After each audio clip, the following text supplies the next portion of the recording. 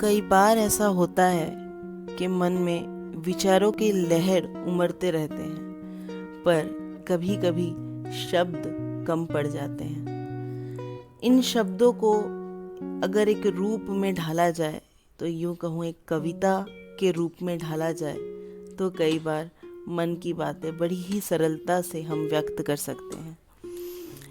यही एक कोशिश है मेरी मन की कुछ बात कहने की। आशा करती हूँ आप लोगों को पसंद आएगी। मैं कुछ कह दूँ तो लोगों के लिए मैं अपराधी, मैं कुछ ना कहूँ तो मैं खुद के लिए अपराधी। कौन सी लड़ाई है आसान, मेरी समाज के लोगों से या मेरी खुद से लड़ाई? कौन सा अपराध है जायज़? अगर आत्म सुधार की बात हो तो खुद से लड़ने में भी मुझे कोई आपत्ति नहीं, पर अपनी आँखों के सामने मुखदर्शक बन के अन्याय देखने की बात हो तो समाज के लोगों से ही लड़ना श्रेयस्कर होगा। कई मित्र और जानकार अक्सर एक प्रश्न पूछा करते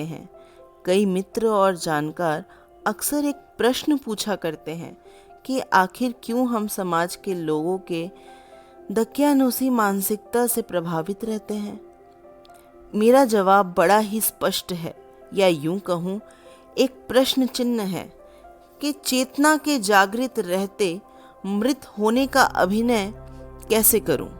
शरीर में श्वास रहते भी लहरों के विपरीत ना तैरकर एक मृत शरीर के भांति इस मिथ्या और भ्रमिक रूपी सागर में कैसे बह जाऊं?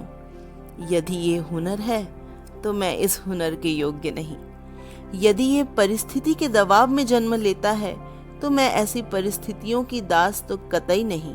और यदि यह जन्म से व्यक्तित्व में सम्मिलित होता हो तो ऐसे कुटुंब में हुआ मेरा जन्म ही नहीं। धन्यवाद।